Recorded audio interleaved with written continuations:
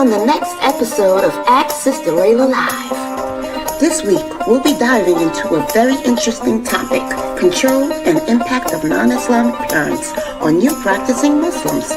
Issues like emotional pressure and disapproval, restricting religious practice, attempted undermining, and dealing with isolation and loneliness. Also acceptance for the family members who watch other family members not implementing the deen the way they should. And Allah knows best. So grab some tea, snacks, and a listening ear and join us for the Ask Sister Laila Live show. Every Friday, 9:30 p.m. Eastern. Streaming on all major platforms. Channel SunnahFollowers. SunnahFollowers presents a new Hadith class taught by Ustadah Laila Nasheeba, Riyadus Salihin, every Monday and Wednesday nights at 9:30 p.m. Eastern. Hope to see you there. Streaming on all major platforms. Channel SunnahFollowers. You will make it through. The fitra is awake in you. With Quran and Sunnah by your side, here's a place where it will thrive. You will make it through. You will make it through. The fitra is awake in you. With Quran and Sunnah on his side, here's a place where it will thrive. You will make it through. With Quran and Sunnah on his side, here's a place where it will thrive. You will make it through. Ina alhamdulillah, wa salat wa salam ala wa rasulullah. I'd like to welcome you to our aqeedah class, and I apologize for being a little late today, but I had to work on the PowerPoint. It took a little bit more time than I had hoped for.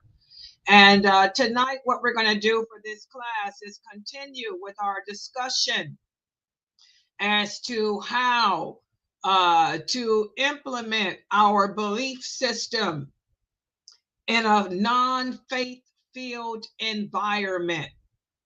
And this is the struggle that we have to engage in as Muslims, because we're living in societies, secular societies, that are not based on our Islamic belief system. We're surrounded by people who basically practice no religious adab or no religious behavior whatsoever, even though they claim to ascribe to some type of religious belief. So it's hard for us to maintain a sense of piety. It's hard for us as Muslims to attain a sense of godliness and fear of Allah, when we're surrounded by people who take Allah for granted or who have no belief in Allah at all. You know, people who give in to temptation, people who give in to their desires, people who commit sins. So that's the struggle that we're faced with every day of our lives, trying to put the teachings of the Quran, the example of the Prophet Muhammad sallallahu alaihi wasallam, into our everyday life, despite the reality that we're surrounded by people who have no sense or conception of Allah, no conception of the Prophet Muhammad sallallahu alaihi wasallam. And we spoke about how it all begins at home. And this is so important, guys. I was speaking about this earlier today in my Zoom room, the importance of the Muslim home.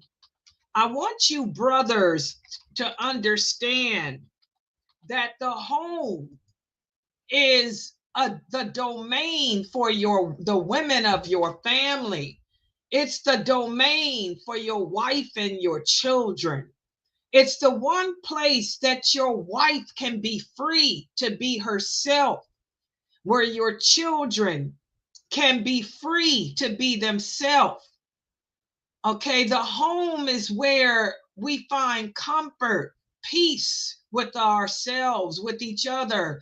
It's where we can relax and think about Allah, remind ourselves as to what our purpose is, and not have to worry about the ridicule of the world, the mockery that the world will throw our way. So you brothers need to think about that, and don't allow the ignorance of the world to impinge itself into the home to impact your wives and your children. Your home is the sanctity. Remember, as a Muslim man, you are the protector over your wives and your children. You are the guardian, the keeper over them.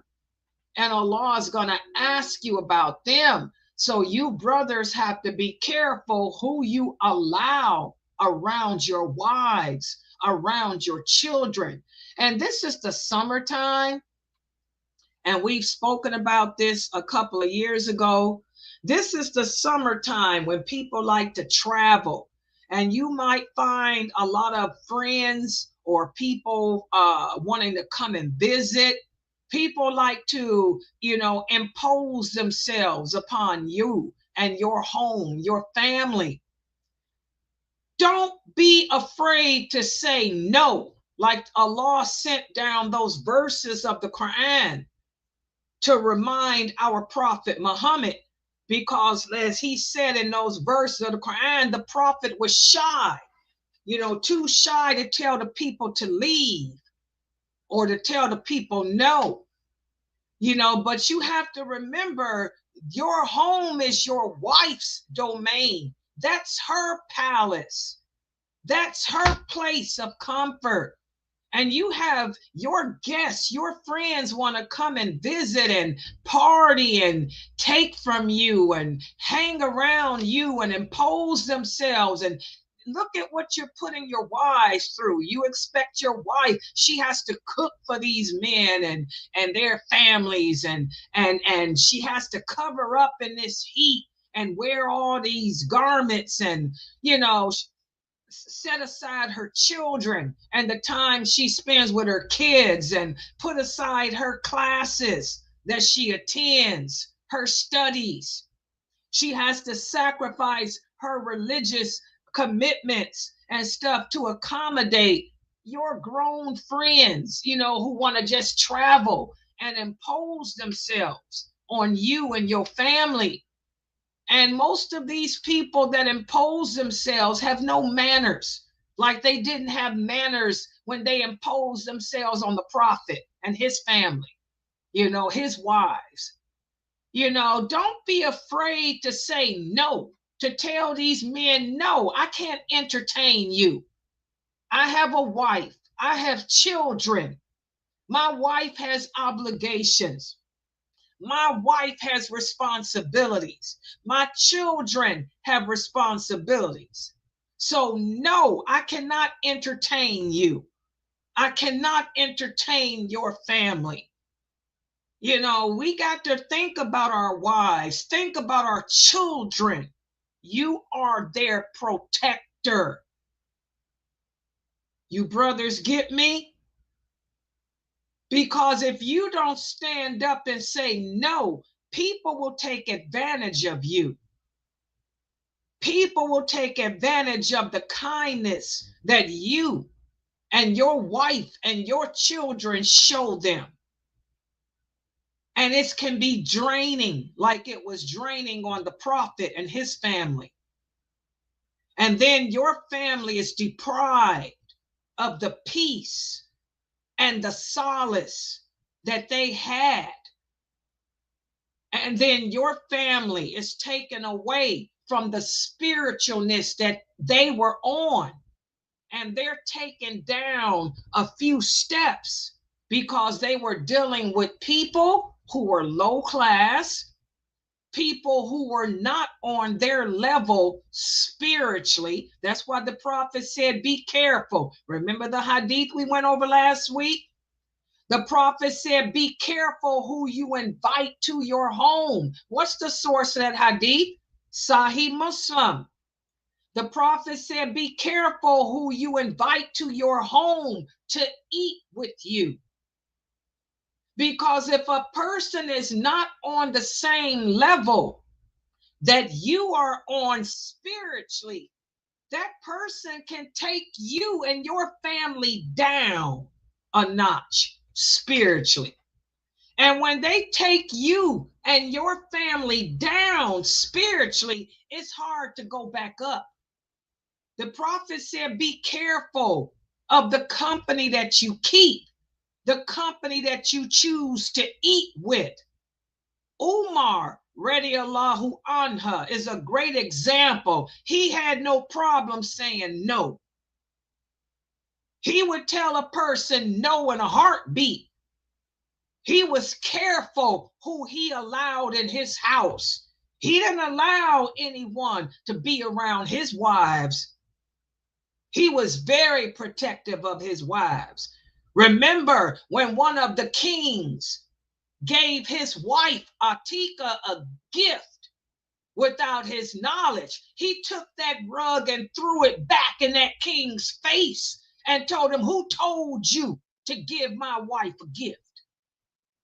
We brothers, you brothers are gonna have to think about your wives and your children, because you're dealing with low-grade people who will impose upon you and your family and drain them of their spirituality and take them on a dark road. So say no. This is the summertime. You go to the mosque to pray. Hey, Aki, I want to come over to your house and hang out. Say no. I can't entertain you. My wife is busy. You better do the Umar. No, you can't come over. I'm busy. My wife is busy. My children are busy. Say no. What makes you think that you have to entertain guests all the time? Especially when the men that want to come over are not on your level. And you know their wives are not on your wife's level. And they're going to critique your wife. They're not even in the same race as your wife. And they're going to put your wife down. They're going to belittle your wife. Don't expose your wife to that. You are her protector. You better be like Umar. I ain't allowing your wife around my woman. No. Go find somebody else to mooch off of for this summer. Go party somewhere else. My wife got too much to do. She got children to take care of. She got animals to take care of. And my wife learns this religion. She's on a tight schedule of being close to Allah, and just anything can take her and the kids away from that. No. So no, your wife and you can't visit. No, sorry. We don't entertain that way. I'll give you a bottle of water. Here's a bottle of water. Have a good day, but you ain't coming over. Not my house. Put your foot down. Protect your family. Do like the prophet said, be careful who you allow in your home to eat your food, to be around your women folk, to be around your children. You brothers got that? It's my job to remind you of what you've forgotten. All right? So that's what we're going to be focusing on today. When we leave the home, not everybody that we come around are like us. A lot of the people we're exposed to may be Muslim, but they're in different levels of closeness to Allah. Some people don't have manners. Some people are rude. Some people are disrespectful. Some Muslims don't pray. Some Muslims think that all you got to do is speak Arabic. Some people think all you got to do is be Arabic. Okay?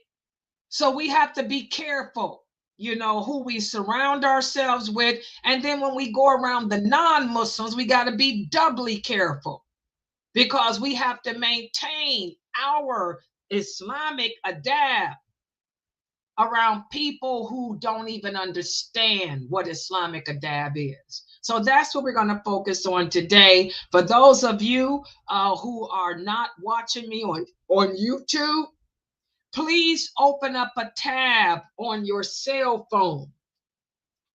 Please open up a tab on your cell phone for YouTube and go to my channel, SunnahFollowers, so you can see the PowerPoint that's in the background. And this is the book that we are studying from, Diluting El-Wala Wal-Bara. Diluting El-Wala Wal-Bara.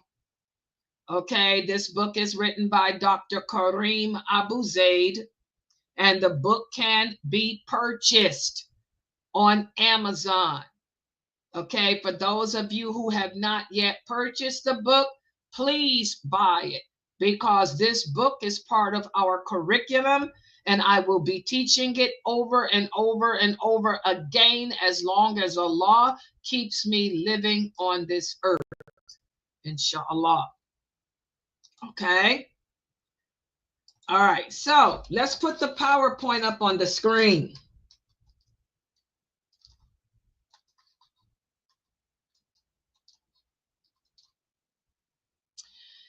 Okay, and by the way, that's how that's who Dr. Karim Abuzaid is. That's why I use his picture. I use the pictures of anybody's book that I'm teaching, because we're living in the days of Ruwaybida, and you need to know who you're taking your knowledge of Islam from. And this is Dr. Karim Abuzaid. That's why I show myself. I've been teaching Islam on the internet since 1986, and I never used video until 4 years ago. Because as my teacher, Sheikh Abu Atayib, told me, you need to start using video, because the people have a right to know who they're learning from, because these are the days of fitan. These are the days of ruwaybida. So that's why I started using video and cameras, because I'm against videos and cameras myself too. All right. It's an Egyptian thing. I think all Egyptians, we hate to take pictures. But you know, you got to come out and use technology today because of the times. All right, so this is the book. And tonight we're going to be covering pages 287 through 291. We're going to speak about how to maintain your faith in a non-faith filled environment. Yesterday we spoke about maintaining our faith in the Islamic mosque, in the mosque around other Muslims. And I'm going to start us off by giving us a quiz on that. I want to make sure that you guys understand the importance of the mosque. So let's look at this first question from yesterday's lecture. Which is most important when it comes to protecting the mosque? Is it protecting the mosque location? Or is it protecting the Qibla of the mosque? Or is it protecting the cleanliness of the mosque? Which is most important? It's cleanliness. Okay, Sister Anissa said the cleanliness of the mosque. Do you guys disagree? Is there anyone who disagrees?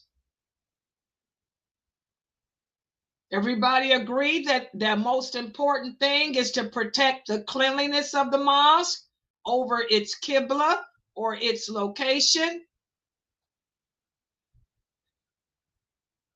Do the people in Zoom agree or disagree?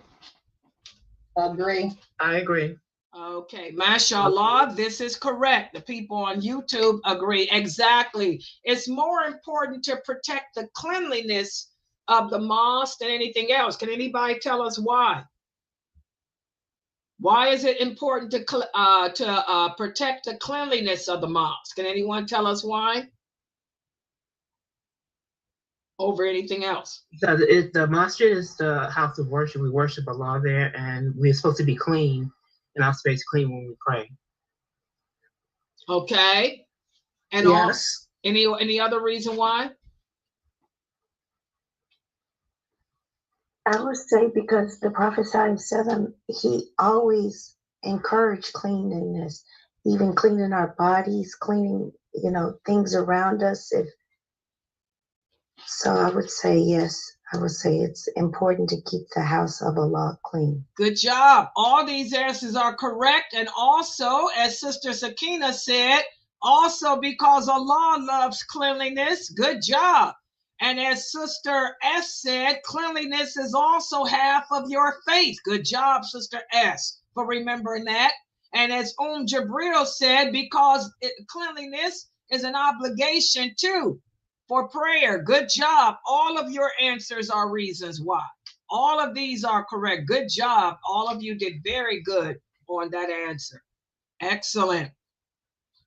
And also because the mosque are the houses of Allah. Good job. And you want to keep Allah's houses clean. Good job. All these answers are correct. Let's look at the next question. Which two prayers are hardest upon the hypocrites of a community to come to the mosque to pray? Is it Dhuhr and Asr? Or is it Fajr and Isha? Or is it Maghrib and Isha? Someone else other than Anisa or Zarina?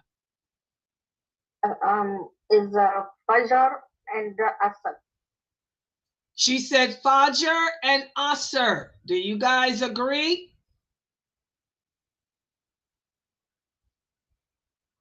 Does everybody agree with Fajr and Asr? Anybody disagree? It's Fajr and Isha.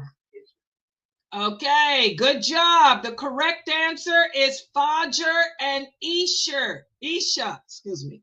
Fajr and Isha. Good job. Those are the two hardest prayers for a person to come to the mosque to pray in congregation, Fajr and Isha. In fact, Umar, radiallahu anha, used to say, if you want to know who the hypocrites may be amongst us, he said, look to see who doesn't show up for Fajr and Isha. Look to see who misses Fajr and Isha if you want to know who may be a hypocrite, because only Allah knows who the hypocrites are. He used to say, but if you want to know who may be or who's walking a thin line to hypocrisy, look to see who doesn't come for Fajr and Isha. And why would those two prayers be so hard for a hypocrite to make? Can anybody think why those two may be so hard? I think because they'll when the laziness, they let the laziness take over, and they just want to sleep or stay in the house or whatever. Okay, that's a good reason. Because of the laziness. Fajr is when people sleep. Who wants to break their sleep? You got to wake up from your sleep to get up and get dressed, or take a shower and get dressed and go to the mosque. What about Isha? Why is Isha? I think that's when it's dark out, so no one's going to see you at the mosque. So they feel like because no one's going to see them pray, that they don't need to pray. That's if they want to show off. What's a better reason? Why else would it be a better reason to miss Isha? Isha means nighttime. What do people do at night? Nighttime is when you get home from work. Not only do they sleep, but what do you do when you get off work at night? They're spending time with their wives. Spending time with your wife, watching TV. Oh man, I got to get home and watch The Voice. I got to get home and watch a football game. I got to get home and watch Game of Thrones. I got to get home and watch my movies. Oh, yeah. Isha comes in when it's time for your TV shows. Isha comes in when it's time for you to take care of business with your wives. Isha comes in and you want to play Xbox. You playing Xbox or whatever other distractions you have, your children, your worldly life. Isha comes in when you fixing a car. Oh, I got off work. I'm getting ready to go home and fix my car. Or I got plans. I'm going skating tonight. I got plans to go skating. I got plans to do this, to go to to watch boxing, to go to the gym, to go to this place. Exactly. Isha interferes with your worldly life, your downtime after getting off work. So you got to put all that stuff aside. Okay? So those are the two hardest prayers, your unwinding time, especially in the wintertime. You know, Isha comes in early in the winter. Okay, last question. True or false? No, this ain't the last one. That's what took me so long. I added a couple of more questions, I think. True or false? The Salaf never used the mosque for studying anything other than the Quran and the Hadith. Is this true or false? The Salaf never used the mosque for studying anything other than the Quran and the Hadith. Is that true or false?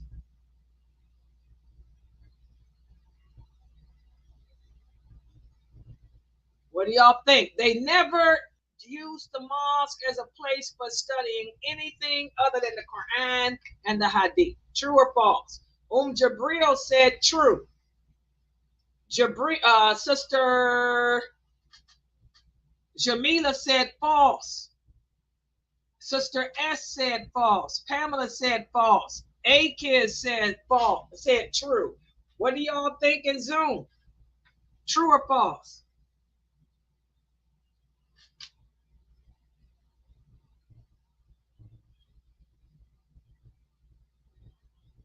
What do y'all think in Zoom? I would say true.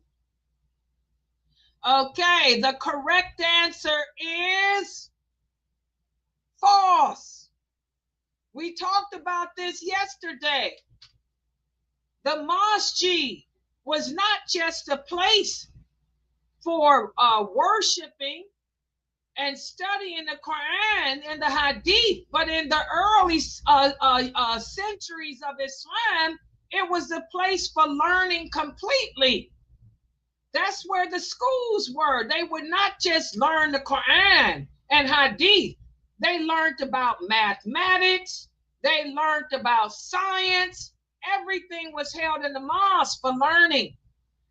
They didn't do weddings and stuff like that in the mosque, but they did. The mosque was the hub for learning completely. Everything, astronomy, mathematics, science. It was the teaching hub.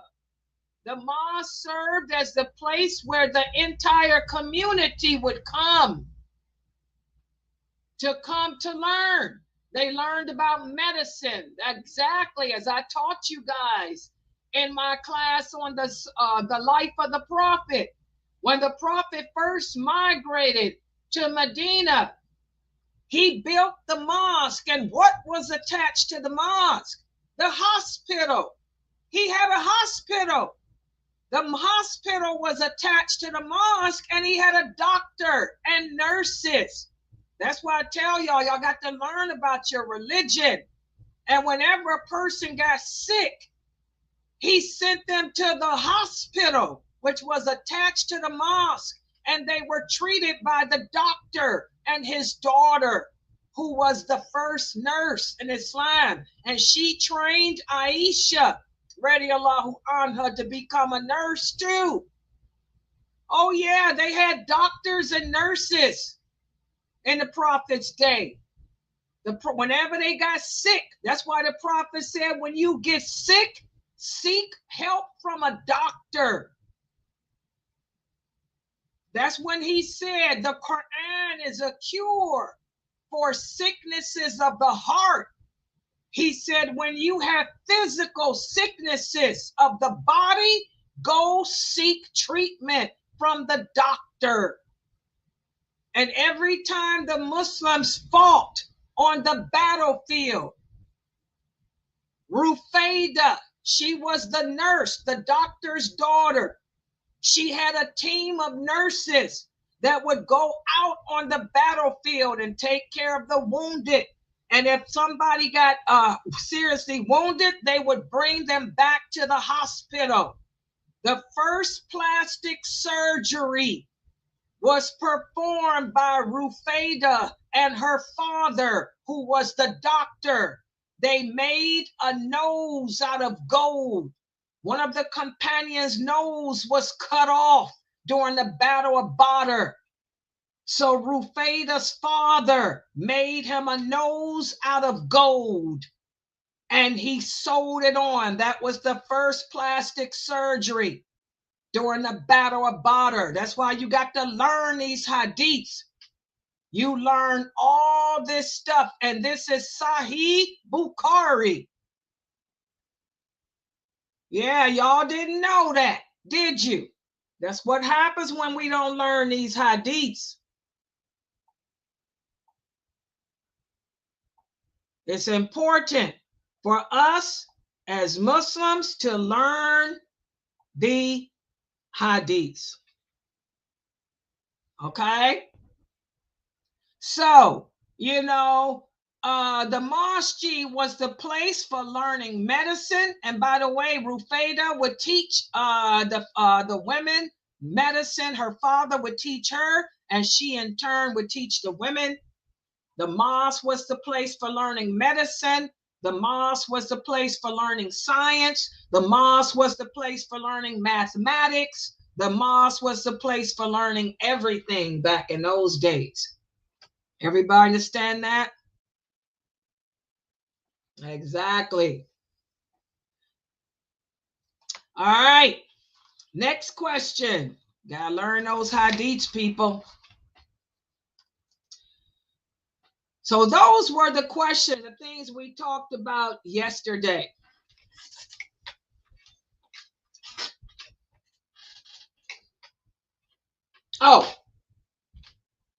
Next question. This is one I added. I added this one too, guys. I think this is the last question. The hadiths addressing the virtues of praying in congregation in the mosque, they apply to both women and men. Is that statement true or false? The hadiths addressing the virtues of praying in congregation in the mosque apply to both women and men. True or false? False. False. False. Okay, who do they apply to? Men only. So that the men should they have to pray in the masjids. They said, but what for the women and children, he would burn the houses down for the men who stay home, and the women get more blessings at home. Okay, Actually, so the hadiths addressing the virtues of praying in congregation apply to the men. The men, I want y'all to understand that, sisters. The women get more blessings praying at home. So whenever you read any hadith that speaks about the rewards of praying in the mosque, those are all for men, not women. A woman gets more reward praying by herself at home than praying behind the imam at the mosque. And I think I got one more question. This is what took me so long. I was adding more questions. What about this? True or false? Encouraging the women of your household to give in charity is an excellent way of increasing their faith, like going to the mosque is for men. Is that statement true or false? True. That is true. Exactly. This is true. You women want to get the reward of going to the mosque? Give in charity. Give in charity. Because there's a lot of reward for us women giving in charity, staying at home, giving in charity. Because there's going to be more of us in hell than men. Why? Because of our tongue. We women backbite. We women gossip. We women have a problem with ingratitude. We women create a lot of fitna. So you get more reward staying at home in your house, giving in charity, than you do going to the mosque, praying behind the imam. So a good thing for you brothers to do would be to encourage the women of your household to give in charity. That's a great way to increase their faith. Okay? And you sisters can even get more reward, encouraging your husband to get up and go to the mosque to make fajr. Encourage your husband to get up and go to the mosque to make isha. Because if you encourage your husband to wake up and go to the mosque to make isha and make fajr, you will get whatever reward he gets. So try to stay home and make your husband get up and go to the mosque, and tell him to take the sons, your boys, with them. Okay, good job on these questions. So these are the things we spoke about yesterday, about the virtues of the mosque. And unfortunately, the masjids today are becoming more and more empty. And that's sad. We need to bring back the sunnah and get the brothers to go to the mosque and pray. Okay? So now today we're going to speak about the virtues. Today we're going to speak about how to uphold our faith when in a non-faith filled environment, because this is where the big test begins. It's easy to practice our religion at home by ourselves, but it's really hard to control your faith when you're around people who are non-Muslims. But there are still some things that you can do to maintain your faith when you're in a non-faith-filled environment. For example, focus on your behavior and focus on your actions. Doing this can serve as a positive example. You can make yourself become a positive example to the people around you. And in turn, this will promote a faith-filled environment for everyone. Because Islam, remember, as we talked about yesterday in our Mecca-Siddiq Tafsir class, Islam is divinely inspired. What does that mean? Islam is not just a religion. It's a way of life inspired by Allah, not by man. Islam teaches, and Islam is all about justice and goodness.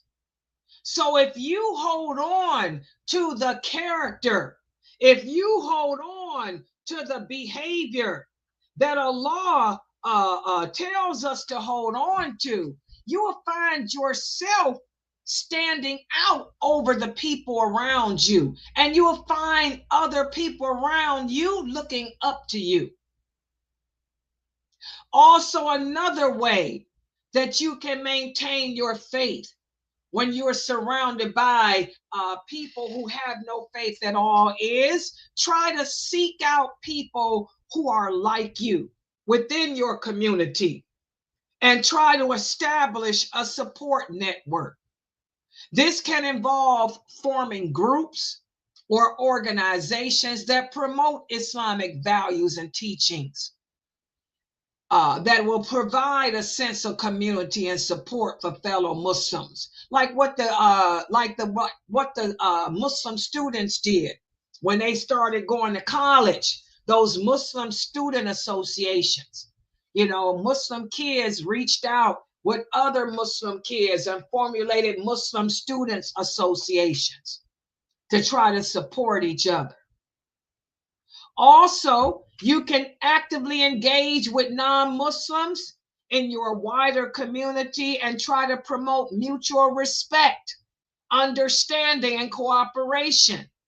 And this can involve participating in interfaith dialogues, volunteering in community service initiatives, and contributing positively to the society in which you live, like what the imams do. Some of the imams deal with that, that interfaith dialogue stuff, okay? So while controlling the wider environment may be challenging, we as Muslims can still take proactive steps to maintain a faith-centered climate in our individual and collective lives.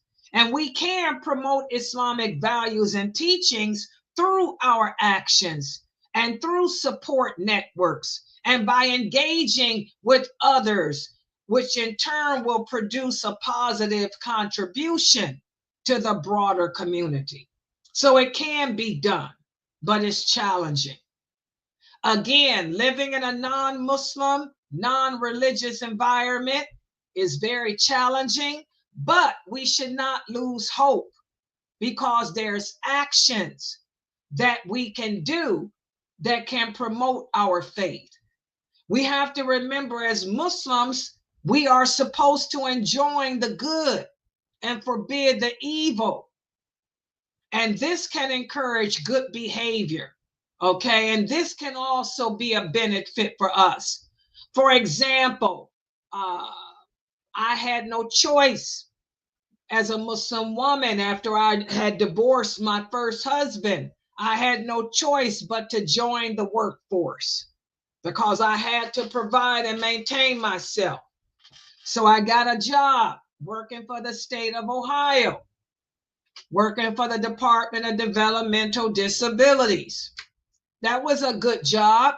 It didn't entail on my Islamic beliefs. I was working with the developmentally disabled.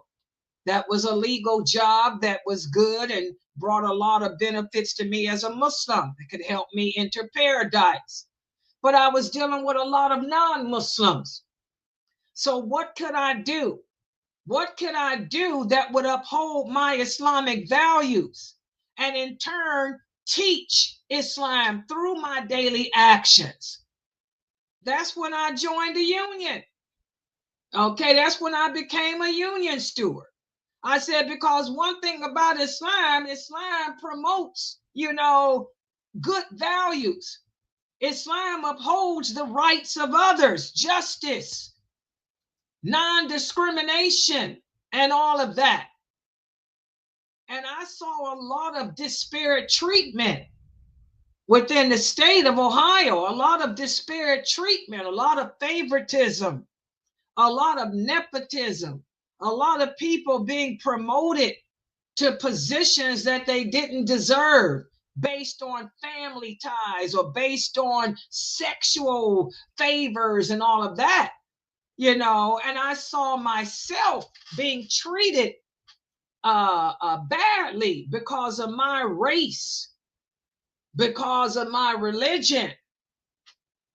And being that I was a paralegal, I wasn't going to stand for that. So that's when I joined the union and introduced collective bargaining into the state of Ohio.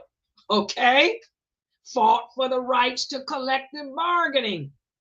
EEO, civil rights. Okay? Our Prophet Muhammad taught us that if you see an evil, you should change it. Change it with your hand. And if you can't change it with your hand, then with your tongue. And if you can't change it with your tongue, then with your heart. This mechanism helps Muslims to protect their faith-centered environment, even in non-Muslim societies where they lack control. So that's what I did. I was one of the original people that introduced collective bargaining into the state of Ohio back in 1986, because I didn't like the disparate, unfair treatment that was going on back then with state employees here. And I ended up becoming, one of the legislators of the union. Okay. And I spent the next 36 years fighting for the rights of state employees. Good job. Okay. So changing evil with the hand refers to physically stopping harmful behavior or practices. And in non-Muslim societies, this may involve speaking up against discrimination or injustice or unethical behavior. Okay. For example, if a Muslim colleague at work is mistreated or bullied, Muslims can speak up against that behavior to protect their colleagues' rights. Okay. And if changing evil with the hand is not possible, then we use our tongue. This involves using words to advocate for what's good and right and discouraging what is harmful or evil. And Muslims can do this by promoting Islamic values and teachings, participating in charitable activities, and setting a positive example for others to follow.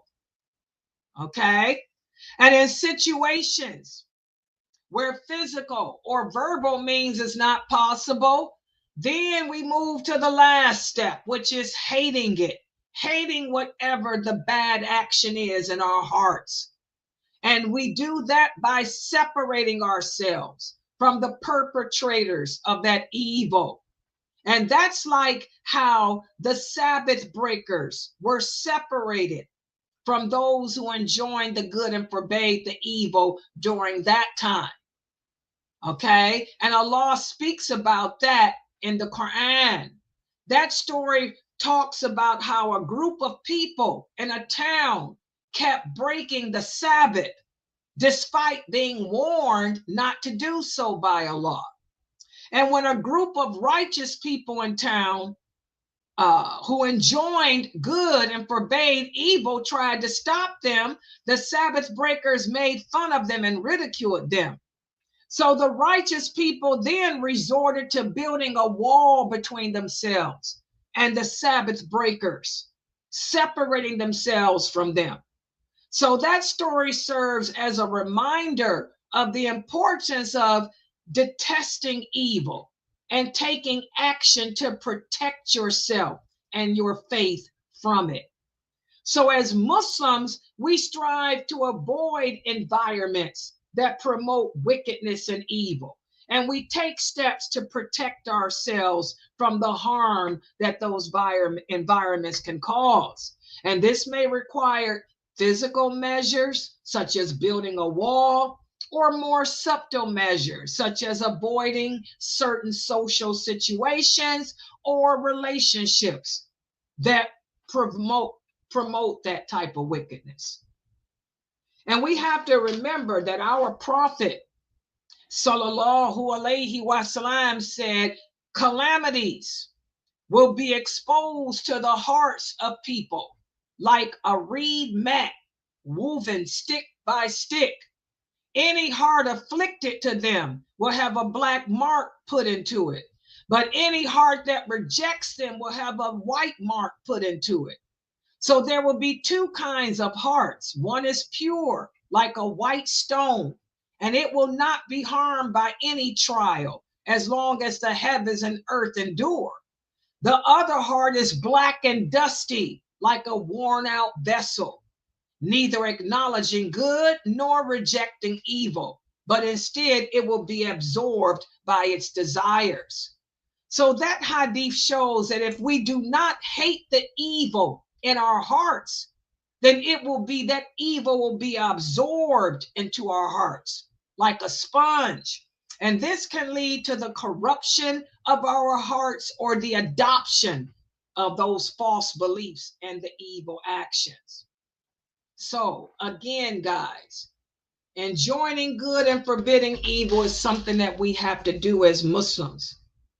Remember, bara, that's a part of the Shahada.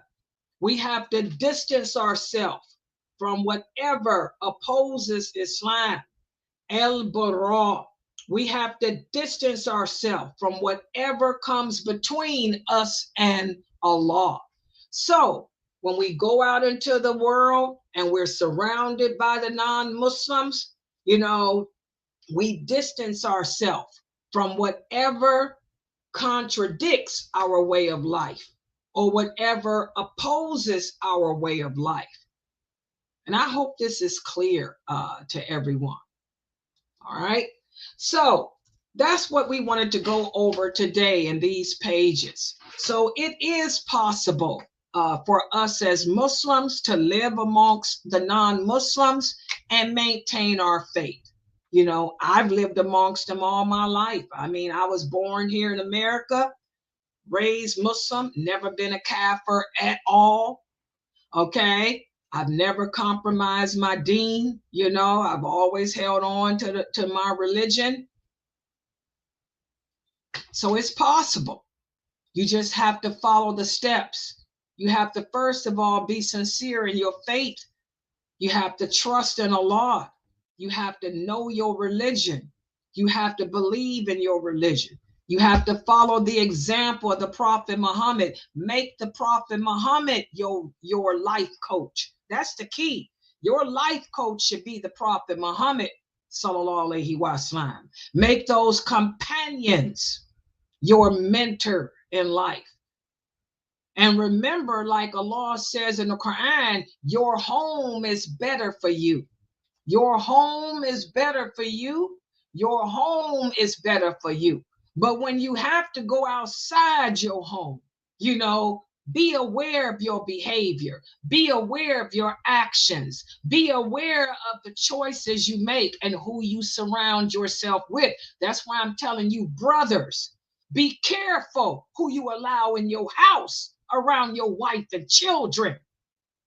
Don't allow those weak brothers at the mosque to get up in your face saying, we coming over your house to party.